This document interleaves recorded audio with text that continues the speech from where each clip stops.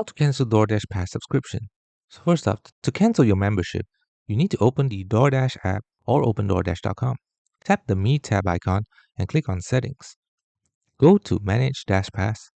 Tap Pause or Cancel Membership to cancel your membership. Select a reason for your cancellation and select reason such as the benefits are appealing, it's too expensive, etc. Once you do that, select Cancel Dash Pass. Your membership will be successfully canceled. Select Got It to return to the Manage Dash Pass page. However, if you want to pause your membership on the app or DoorDash.com, select Pause on your membership instead of canceling. Then on the pop-up, select Pause Dash Pass to confirm your selection, and your membership will be successfully paused, as you can see here. A thing to note: to avoid charges for your next subscription period, you must cancel your DoorDash Pass membership 24 hours before your next scheduled payment. After canceling, your Dash Pass benefits will be valid throughout the end of the current billing period. If you cancel during the free period, your benefits will be terminated immediately. After canceling your membership, you will receive a confirmation via email that your Dash Pass membership has been canceled.